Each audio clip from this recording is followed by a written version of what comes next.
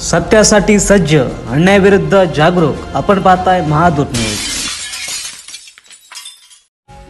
सर्पदंशाने वर्षभरात 231हून अधिक जणांचा मृत्यू. साप म्हटलं की भल्या भल्यांना आपला बाप आठवतो. पावसाळ्यात मोठ्या प्रमाणावर साप निघतात. हिरवळ आणि वातावरणात गारवा असल्याने किंवा कदाचित ते भक्ष्याचा शोध घेण्यासाठी बाहेर पडत असावेत, म्हणून पावसाळ्यातच साप चावल्याच्या अनेक घटना घडत असतात. चाळीसगाव तालुक्यात यावर्षी सर्पदंश होऊन 231 जण मरण पावले आहेत. हा आकडा शासकीय रुग्णालयात उपलब्ध असलेल्या आकडेवारीनुसार असला तरी यात आणखीन वाढ शक्य आहे. राज्यात हा आकडा काढला तर किती निघेल सांगणे कठीण आहे. असे अनेक जण असतील त्यांचा सर्पदंश झाला कळाले नाही अथवा खासगी रुग्णालयात उपचार सुरू असताना रुग्ण दगावला, अशी संख्या पाहिल्यास हा आकडा आणखीन वाढण्याची शक्यता आहे.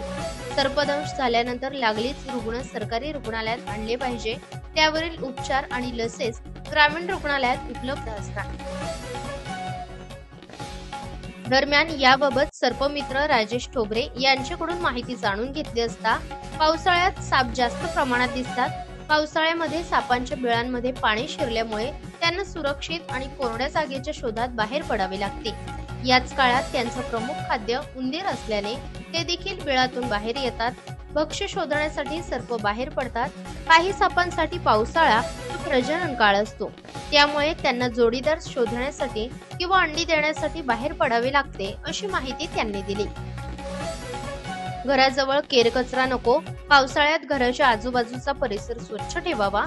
पावसाळ्यात घराच्या बाहेर किंवा शेतात जाताना विशेष काळजी घ्यावी. साप दिसला तर त्याला इजा न करता सुरक्षित ठिकाणी जाण्यासाठी जागा द्यावी. सर्पमित्राकडे 88 88 58 40 55 आणि 91 58 24 16 85 मयूर कदम यांच्या क्रमांकावर संपर्क साधावा, असे आवाहन करण्यात येत आहे. सज्जन श्रोते हो, नमस्कार. पावसाळा सुरू झाला आहे, त्यामुळे बिळात पाणी गेल्यामुळे साप लोकवस्तीकडे मोठ्या प्रमाणावर दिसून येत आहेत. सापापासून माणसाला आणि माणसापासून सापाला वाचवणं हे अत्यंत गरजेचं आहे. यासाठी काय करता येतं? सगळ्यात महत्वाची गोष्ट म्हणजे अगोदर आपण साप या प्राण्याविषयी समजून घेतलं पाहिजे. त्याच्या दोनच गरजा आहेत, त्याला खायला पाहिजे आणि राहायला पाहिजे. आपण आपलं घर आणि घराचा परिसर याचं निरीक्षण केलं की तुमच्याच लक्षात येईल की आपण त्याच्या दोन्ही गरजा व्यवस्थितपणे भागवतो.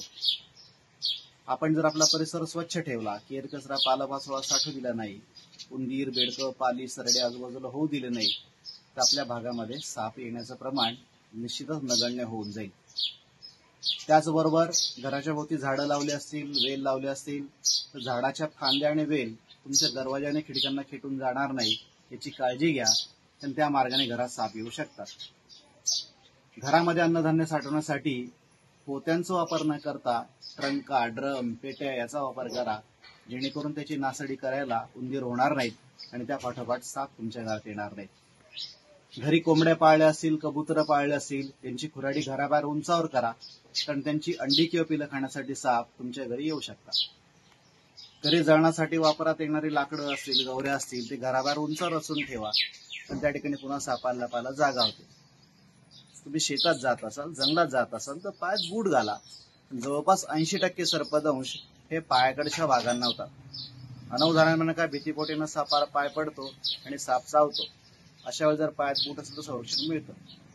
शेतातली चाऱ्याची गंजी एकदम हाताने फोडू नका, पण त्या ठिकाणी बहुसंख्येला साप असतात. इतकी काळजी घेऊन समजा समोर साप आला तर, समोर जर साप आला तर शांत उभे राहा. मुळामध्ये साप अत्यंत भित्रे आणि घाबरट आहेत. आपल्याला समोर बघितलं चटकन ते पळून जातात. अपवाद फक्त नागाचा आहे. नाग प्रतिकार करण्याच्या तत्काळ फणाकडून उभा राहतो. अशा वेळा तुमच्या पिशवी असेल, पर्स असेल, रुमाल असेल, दप्तर असेल, जे काय असेल ते नागापासून 2 फुटावर बाजूला फेका. तो साप त्याच्याकडे आकर्षित होईल किंवा त्याच्यावर हल्ला करेल, तुम्हाला जायला रस्ता मोकळा होईल. आणि एवढी काळजी घेऊनही समजा कोणाला साप चावला तर योग्य ते प्रथमोपचार करा आणि शक्य तितक्या लवकर तुमच्या जवळच्या दवाखान्यामध्ये पोहोचा. त्या ठिकाणी डॉक्टर तपासून ठरवतात चावलेला साप विषारी का बिनविषारी, आणि नेमकेपणे वैद्यकीय उपचार करून त्या व्यक्तीचा लाख मोलाचा जीव वाचवता येते.